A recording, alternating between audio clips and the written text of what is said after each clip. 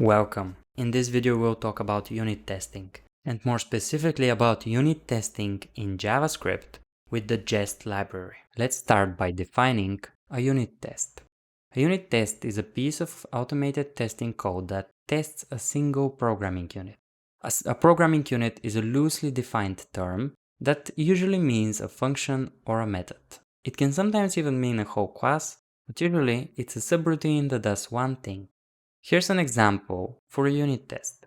We have the sum function that takes two arguments x and y and adds them. It returns the result. This is the unit test for that function. It tests if sum adds two numbers correctly, and that is written as a description in plain text.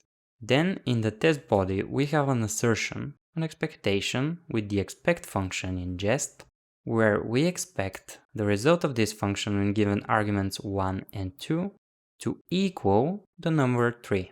As in this case that would be true. If we run this unit test with Jest in the command line, this is what we get as a result. The test is passing, and we have only one test, so the entire testing suite passes right now. As you can see, the single test took 3 milliseconds to pass, and the entire testing suite ran for less than a second.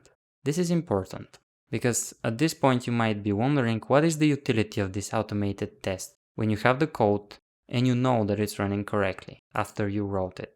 Well, as these tests are automated and they run quickly, they have multiple utilities, and they are actually necessary in most development workflows, because they're used to detect bugs when making changes to existing code. If you've written a piece of code in your codebase that is covered by unit tests, you can refactor it with confidence, because you can later run the tests again and make sure that it's working as expected when you were writing it in the first place. This way you can make incremental changes to your code base on a monthly, bi-weekly basis and make sure you're not breaking existing functionality. Of course, unit tests are not perfect as well, but at least they give you some level of confidence by running an automated test suite that can cover your code base. This is largely necessary in agile development, because you're expected to make incremental improvements and release frequently. And of course, automated tests, especially unit tests, increase software quality and reliability in the long term, especially if you release incremental changes frequently. So what is Jest? Jest is the most popular JavaScript testing framework. It's advertised as a zero-config library, which is largely true, especially if you're testing a simple project. You don't need any configuration to get started, and the out-of-the-box config works for many projects and use cases. It has an easy-to-learn and feature-rich API. To be fair, most JavaScript testing frameworks, in fact most testing frameworks in all languages, have an easy, close to natural language API that's fairly quick to learn, but as Jest is popular, it also integrates well with Node, React, TypeScript, and most modern JavaScript libraries and frameworks. So now let's write some tests using Jest. I have prepared a simple library here. It's just a Node.js project that includes 4 files, which are just a library of different functions. This first file, unit converter, 3 static methods that convert units from metric to imperial, meters to feet, centimeters to inches, and liter to gallon. Pretty simple and straightforward.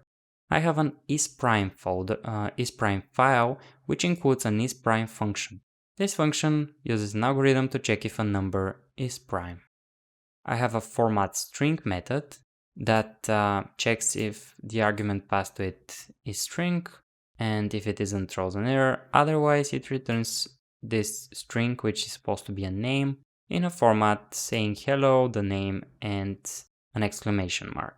It's a simple method, but frequently you would need methods to manipulate strings. And finally, the most complicated method is fetch characters.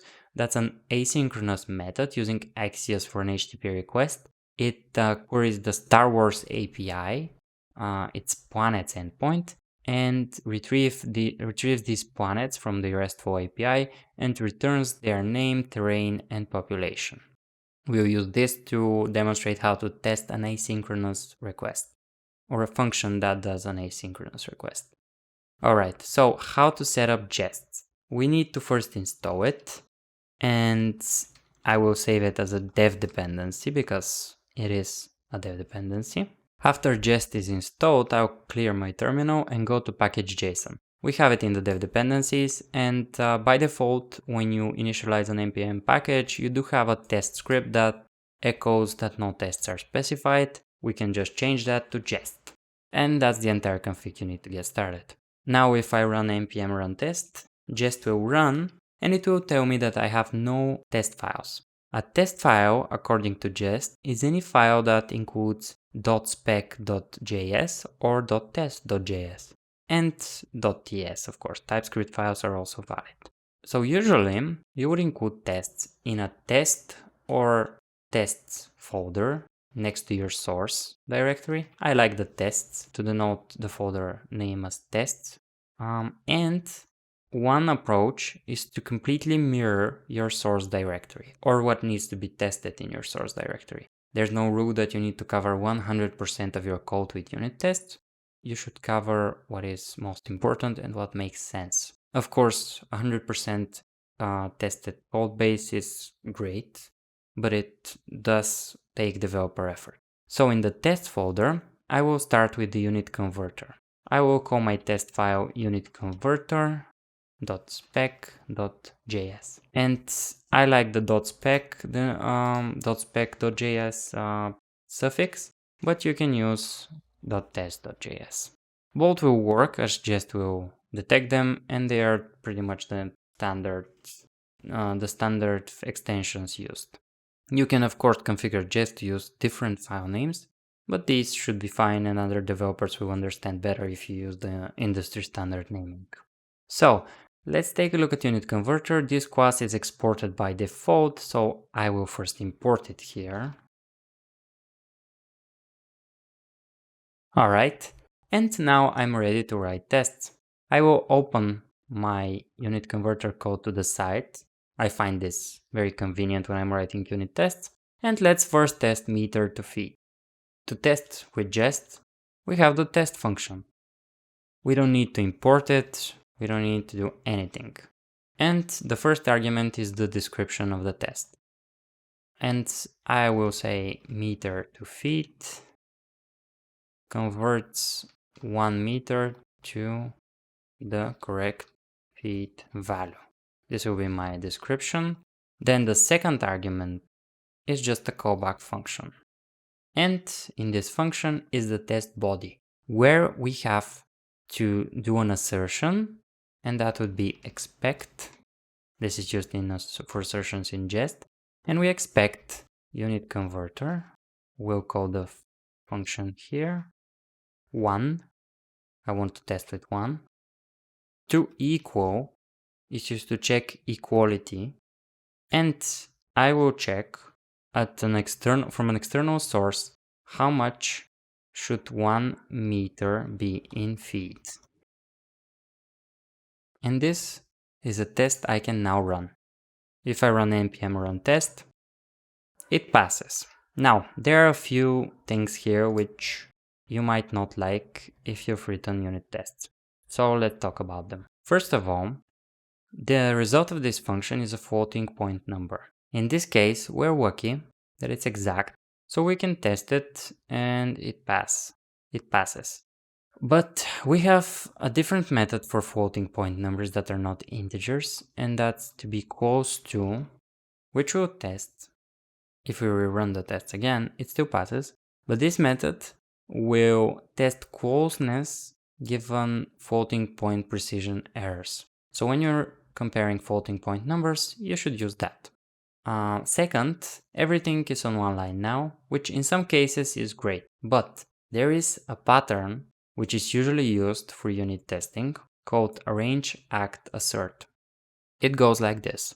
A unit test body should first arrange the needed values, meaning I would want my input to be 1, in this case 1 meter. I would want my expected output to be this. Then I act, meaning invoke a function, execute the actual unit of code. And I'll store that in a result variable constant, which will be unit converter input. And then assert is the last step, which would be expect result to be close to expected output.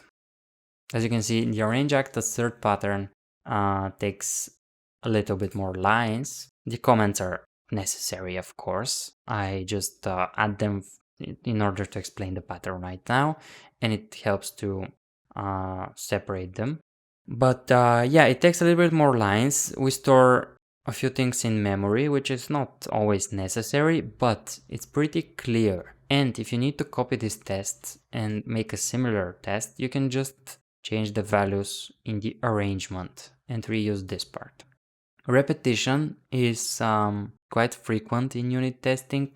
You actually, if you're used to writing dry code with the do not repeat yourself convention, that's of course necessary. Here you should focus on having isolated tests that shouldn't break and be related to each other. Each unit test should be independent, which sometimes means repeating certain code. You can of course build utilities here to help you with common arrangements, common acts, so that you don't repeat too much, but you're expected to repeat some amount of code in each test, so don't worry about that. Also, the performance and memory usage matters as much as you want your tests to run quickly. You would frequently run these tests during deployment in GitHub Actions, in a remote server machine, so they need to run fast, but performance is not ultra critical here. So storing two variables in memory, you shouldn't worry too much about that. Especially since this does not ship to the end user or your client, this is for usage by the developer. Alright, so this is the arrange act assert pattern. And I would advise you to start writing unit tests by it. And then you will see cases where you can go around it, very simple test cases where you can get away with writing a one-line test. Of course, this pattern does not ensure your test quality. It just is a nice way of thinking when writing tests. It's more systematic, and it will help you in the beginning. So this actually tests this function pretty well. I can of course write a similar test for my centimeters to inches function to check if it converts 1 centimeter to the correct inch value, which is, let me check, this one. There we go. Sorry, this is actually wrong. I didn't call the method when I was rearranging it. So this is centimeter to inch. And if we run that again, now I will have both of my tests and both are passing. Notice that if I now work on my original code and change something accidentally and rerun my tests, I'll be able to catch that error immediately because the value is different, and I'll be able to revert my change and make sure my function is still working as expected. You can also check with Jest the test coverage. I can add a second script for that. I will call it test coverage, and to do so just pass the coverage flag to the command line and run the script. It will still run all tests, but also show you the coverage of your files. And we see unit converter is covered 75% of its statements and 66% of the functions, which is exactly right. We have 3 functions, we've covered 2 with tests. Uncovered lines is 11, which is exactly right. Here you can check your test coverage. Sometimes you might even want to run Jest with coverage all the time, but running it without coverage is faster. So I prefer to have a separate script to check coverage. Alright, so far we've only tested numbers with to be close to and to equal. Let's now check booleans. This is prime function. I'll make a test suite for it as well, called isPrimeSpec.js. I'll open it to the side. So this function checks if a number is prime and returns a boolean result. Let's require it. As you can see, this isn't magic, it's just functions and a Node.js app that's executing. In fact, you could write a testing framework yourself with a few simple functions. Alright, so the test here would be returns true if 3 is passed. 3 is a prime number, so the function should return true. And how do we do that? Arrange expected. We don't have an expected output, you see why.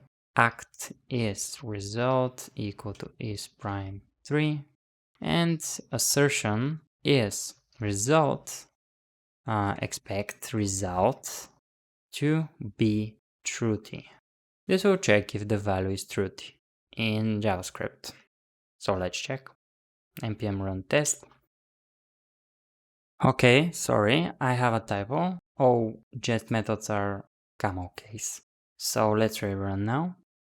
Yes, and the test case is passing.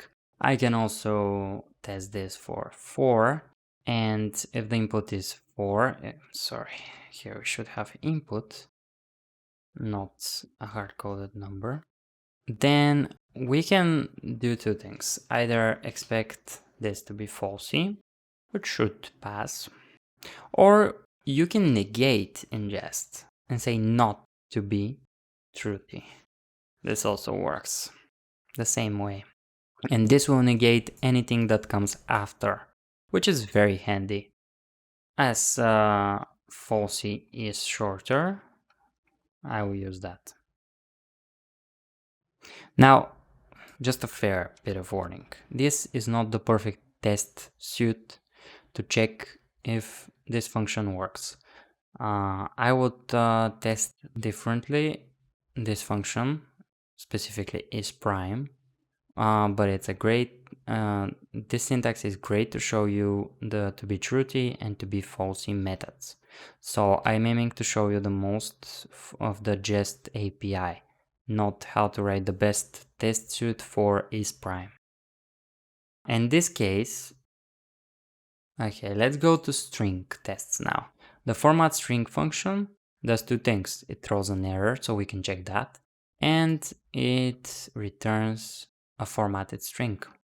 Both are interesting and frequent test cases you will need to do. Let's create a format string spec.js file, open it to the left and the function to the right. So let's require it first.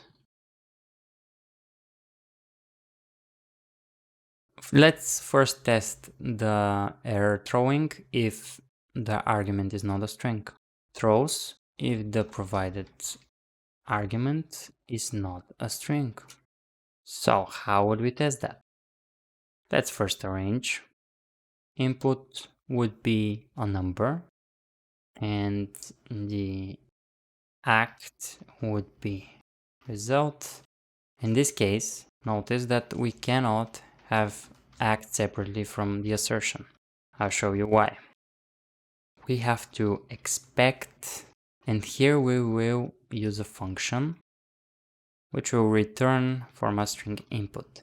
We're using a function because you will use the toThrow method, which will check if this function will throw. So let's run now.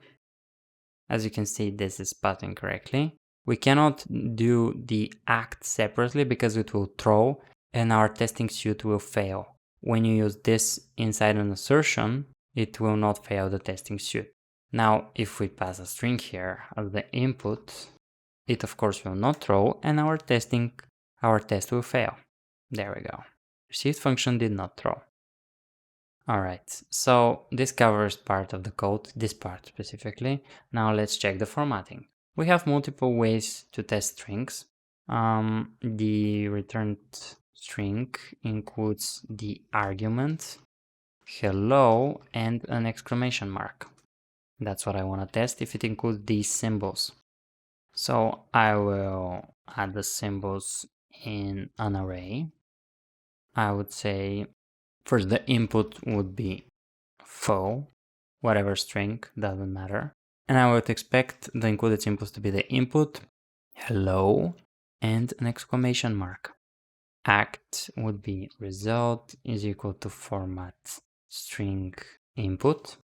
And now the assertion.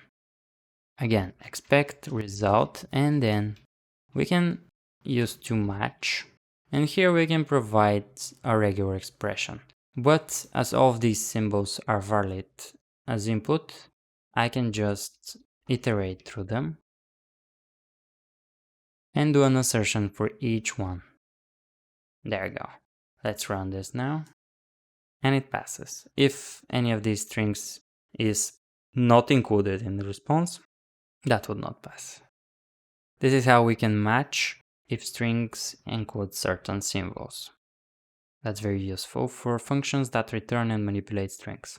And lastly, let's check out the most complex functions, which is asynchronous and retrieve data from an API. Let's first demonstrate how it works currently. I will make a self-invoking async function here to show you. If we store the result from it in a char's constant, I'll just use it. It doesn't accept any arguments, and I'll just console log the results. Now I'll run this with nodes, just source, fetch characters. And here's the result. It returns 10 planets. More specifically, their name, terrain, and population. An array of objects, JSON, of 10 planets. So let's test that. First of all, let's create the file as always. Open it to the site and import it.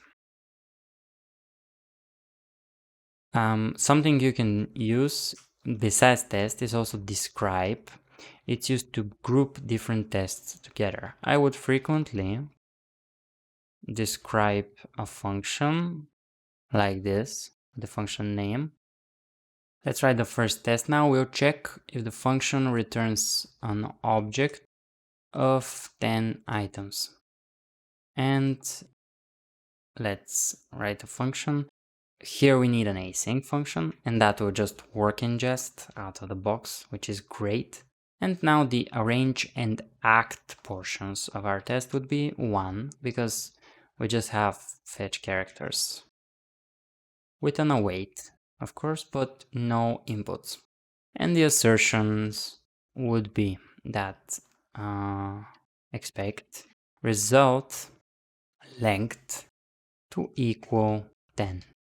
We expect the length of the result return array to be 10, which is to equal is the most frequently used matcher in Jest. It allows you to do a lot of things. It's very powerful because most functions will return something, and with simple equality you can achieve a lot in unit testing. So let's now run our test. As you can see, now the test is running a little bit slower because it does an asynchronous request, but our test passes. And we have checked if the asynchronous function returns 10 items. Now we can also check if the return object has properties name, terrain, and population. Here's how we can do that. Again, an async function and arrange and act. I would expect the first item, and we can use to have property and the name of the property, which is name, and we can do 3 assertions for terrain, population. Let's run this test suite. And we're getting everything. Now, in this case, you can see that we fetch the results 2 times, so we get 6 seconds of running time. We can optimize this by fetching these results only once. I can make a characters variable here in this file, or I can do it in the describe block as well. And we can use the before all hook. We have multiple methods in Jest. We have before all and after all. These will run before all tests and after all tests. We also have before each and after each. This will run before each test and after each test. The afters are useful if you want to do some, for example, database setup and then cleanup. Database setup and then cleanup.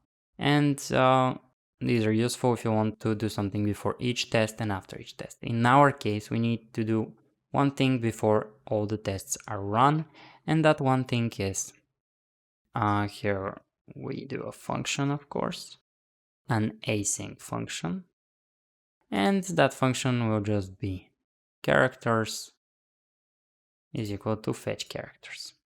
Now we can remove the arrange and act portion and just have an assertion. And here we would swap our results with characters. Now, if we run the test suite again, we have the same tests, but they will run faster because the HTTP request will run only once. All right, we've tested all of the entire library. So let's get back to the presentation to talk about test-driven development now. Test-driven development is a methodology that is based around automated testing. It's basically a software development methodology that specifies software requirements as test cases first, and then you develop code around the automated tests. This is simply explained with the red-green refactor methodology. You start with red, which is basically a non-passing test. You write the unit test first. Then you write code to make the test pass. This code will be your actual function. After that, your test is passing and you can refactor the function to make the code better, because you have to write in the first stage the shortest, easiest code for you so that the function passes and does the thing correctly. Then you can refactor multiple times and rerun the tests to make the function better. And this cycle repeats until the test is passing and you cannot make the function any better. The idea of test-driven development is to have high-quality code that is 100% covered by tests and make your life easier by specifying the software requirements ahead of time as test suites. Here's a demo of test-driven development. I'll go back to our library and I would want to make a sum function that adds two numbers with the test-driven development methodology. And to do so, I will start with the test. I will actually create the file because I need to import it. In that file, I'll just have a const and export it. And in my spec, let's open that to the site again. In my spec, I'll import this item. Now, I start with a test. So, I'll first specify that sum should be a function. That's the first thing I have in my requirements. And I will test that by checking type of expecting that type of sum will be equal to function. Straightforward. And the second test would be sum should return 3 when passed 1 and 2 as arguments. Alright, so basically expect sum 1 and 2 to equal 3. Alright, and of course you can write a more detailed test suite. Depending on the function, you might have multiple tests with a lot of requirements, but for this function, this is the detail I want to go in. And now if I run my tests again, both of them are failing, of course. Sum is not a function and sum doesn't return 3 when passed anything. It's just a no variable. So let's write some code to make the tests pass. And I'll just basically have x and y, and I will return x plus y. Okay, let's say that this is the code that I've written. This is the first thing that comes to mind, the most naive algorithm I can think of to make these tests pass. If I run that again, my test will pass. This time I'm confident because yes, some passes. Now I can, if you remember the red-green refactor, I look at my function and think about how I can refactor it. Usually, this is a very simple function. All right, so there isn't much you can do, but you would usually have a more complex subroutine, which you will probably have opportunity to refactor, especially if you have a more complex algorithm. Even in this case, I can change the syntax a bit to convert it to one-liner, and this would be a refactoring actually. And now I can rerun my tests to make sure my function is still working as expected, and I can see that it is. This is the basic methodology that test-driven development enforces. The good thing about it is that if you run test coverage now, you would always get 100% test coverage because you start with your tests. That's a great thing about it. It's also more systematic as an approach, and it allows you to specify if you have clear functional requirements. It's easy to do test-driven development because they can easily be converted to test cases. It's just manual work, and then systematically you can implement your code so that the tests pass. In some cases, test-driven development is much easier. With this, I'll wrap today's video. If you like the content, you can subscribe to make sure you're notified when a new video is released. Take care.